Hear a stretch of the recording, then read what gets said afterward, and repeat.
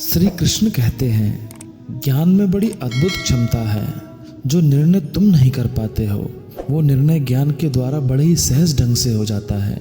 ज्ञान वह अलौकिक प्रकाश है जिसमें सत्य और असत्य दोनों का निराकरण सहजता से हो जाता है। हमारी आत्मा में अनेक दिव्य गुण समाये हुए हैं, जैसे सत्य, प्रेम, शांति और आनंद। मन जब ज्ञान को धारण करेगा तब वह समझेगा कि आज तक मैं उधार के सुखों के पीछे दौड़ रहा था। हर जीव आत्मवान है।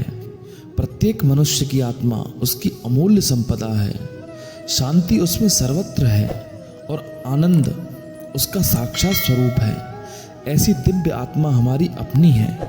ये विलक्षण खजाना हमारा अपना है।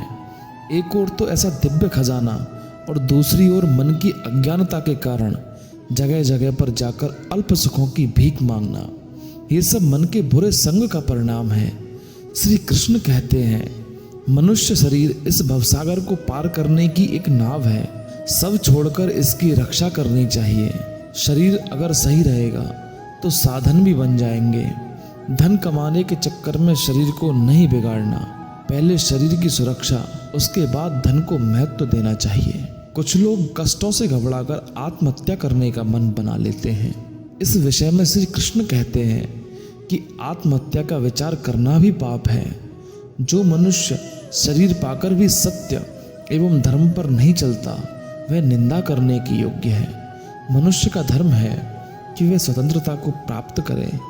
प्रत्येक मनुष्य संसार का कैदी है। जो मनुष्य अपना पूरा जीवन न जीते हुए बीच में ही भाग जाता है, अर्थात आत्महत्या कर लेता है, उसको जेल से भागा हुआ कैदी ही समझना चाहिए। सुख और दुख अपने कर्मों का फल है। यह सारा संसार कर्म भूमि है।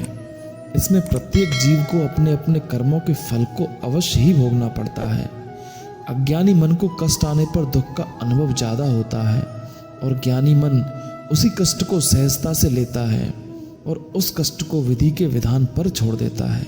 अज्ञान हमें आलसी बनाता है और ज्ञान हमें कर्मशील बनाता है। अज्ञान कहता है कि सो जाओ या ऐसे कर्म करो जो तुम्हें पीछे की ओर ले जाए, और ज्ञान कहता है कि जाग जाओ। मानव देह का अर्थ है जागना। जागा हुआ पुरुष ही तो पा सकता है। सोया हुआ तो समय पर ट्रेन भी नहीं पकड़ता। अज्ञानी मन सदा कल्पना की दुनिया में खोया रहता है। ईश्वर कल्पना नहीं, वह यथार्थ है। अज्ञानी मन सदा कल्पना की दुनिया में खोया रहता है। ईश्वर कल्पना नहीं है, वह यथार्थ है। कल्पना यथार्थ को कैसे पा सकती है? नकली मोती असली मोती के भाव कैसे बिक सकता है?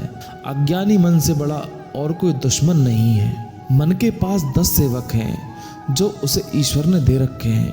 5 कर्म करने वाले और 5 ज्ञान देने वाले।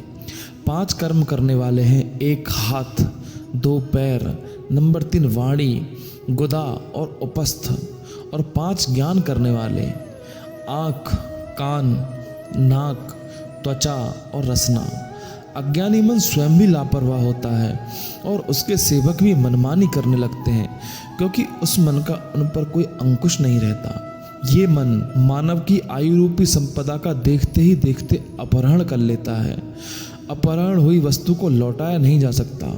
ये दुश्मन मन मनुष्य की उम्र को ही खा जाता है। ध्यान रहे कि नष्ट हुई आयु को फिर से किसी भी कीमत पर प्राप्त नहीं किया जा सकता।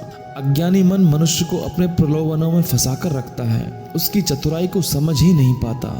वे भाग्यशाली हैं जिनको उत्तम मार्गदर्शन अर्थात सद्गुरु मिल गए हैं, जिन्होंने अपनी कृपा से अपने दिव्य ज्ञान से सत्संग सुना कर तुम्हारे मन को निर्मल कर दिया है, जिससे वो जाग जाता है। जागे हुए मन को पूर्ण सफलता मिलती है। जो जागा हुआ है, जो जागने की पात्रता रखता है, वही जान सकता है। ध्यान रहे कि गफलत तुमको कुछ भी समझने नहीं देगी। शास्त्र में एक शब्द आता है मद। मद माने नशा। नशा करने वाले व्यक्ति आगे नहीं बढ़ सकता, क्योंकि नशे में गति नहीं होती। नशा व्यक्ति को पीछे की ओर धकेलता है और मनुष्य बना है वो ऊपर उठे, उन्नति करे, पर आलस्य उसकी रुकावट बनता है। जो जाग गया है वही जान पाएगा।